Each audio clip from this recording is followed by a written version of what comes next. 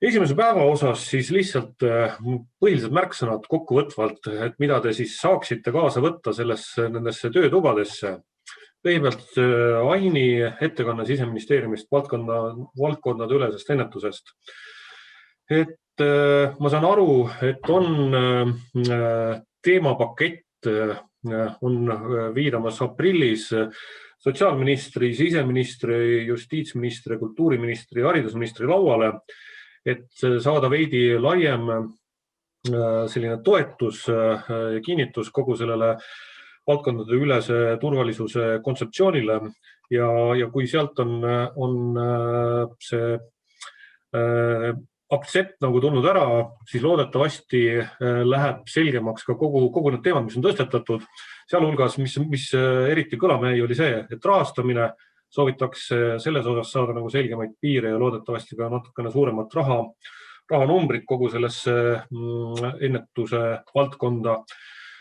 Ja samamoodi, et nii struktuurid kui ka kompetentsikeskused luua selgemalt ära kirjeldada, et see on kindlasti oluline teema. Ja kui vaatasin veel kogu seda valdkondade ülese ennetuse kontseptsiooni dokumenti, siis on küsimus nagu selles, et ka regionaalsel tasandil meil tegelikult sellist head ennetuse võrgustikku või komisjoni või asja ei ole loodud. Iseenesest sinna ennetuse kontseptsiooni on ta sisse kirjutatud, on mõttekoht siis kas ja kuidas seda siis luua, et tekitada veel mingisugune lisakatusorganisatsioon. Meil on regionaalne kriisikomisjon, aga see päris nagu seda rolli ei täida. Nii, Anneli andis väga hea ülevaate sellest maakondade turvalisuse nõukogude toimetamisest, väikene ajalooline vaade, millal loodi, kuidas on selline arvuline vaade aktiivsusest ja saime teada, et on tulemas sel aastal ka mitmeid seminare kärajaid teema arendamiseks.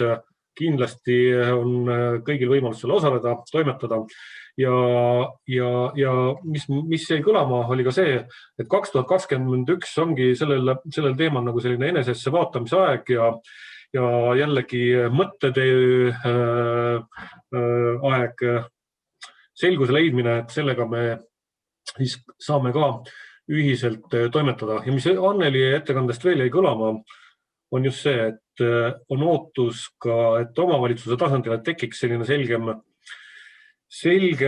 nagu üksus, mis tegeleb ka turvalisuse ja heaolu teemadega, ehk siis kas on heaolu nõukogu omavalitsustes, et kuidas seda sisustada, eesmärgistada, kust hakkab paiknema, see saab olema kindlasti selle aasta teema.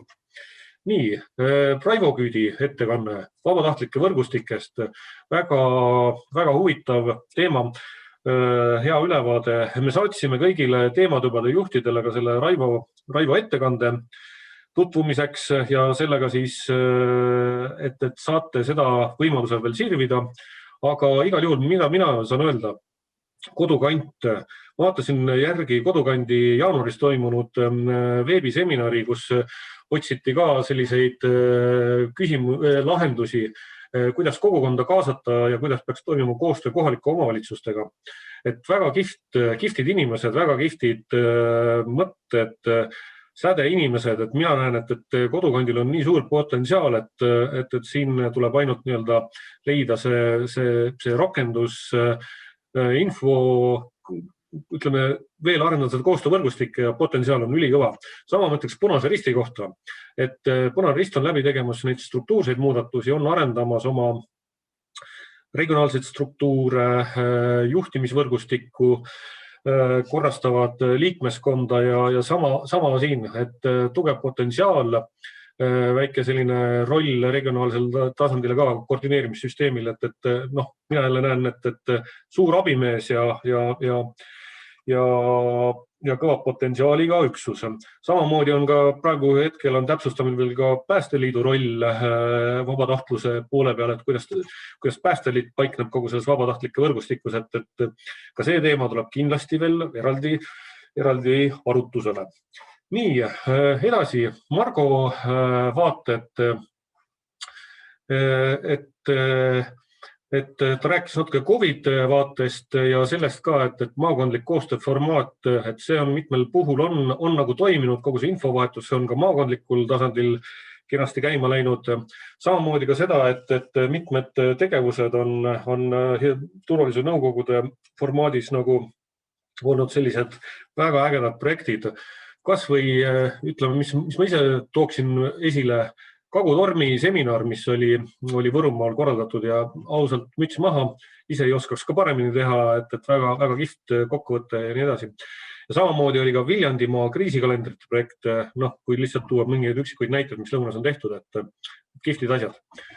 Ja Margo mõtted ka, et mitmeid lahendusi on, et ühendada probleemkomisjone, leida ühiseid teemasid, ühekordseid ajutise komisjoni või siis ühendada mingisuguseid teemasid. On räägitud tegelikult ka sellest, et turvalisuse või tervisenõukogude ühendamine maakonna tasandil, et see oleks nagu üks teema, mida võib kaaluda. Ja samamoodi saime ka politseilt väga selge sõnumi, et nähakse vajadus selle maakondliku tasandi järgi valdkondade üle selle ennetusega toimetamiseks ja on samamoodi vaja jõuda siis ühtsete lahendustega üle kogu regiooni, et igasse nurka ja nähakse suurt potentsiaali. Ja samamoodi, mis kõlama jäid, et teemad, millega tuleb tegeleda, on narko, alko, noored ja kogu selline sotsiaalkaitse pool ka. Nii, see on siis nii-öelda väike kokkuvõte.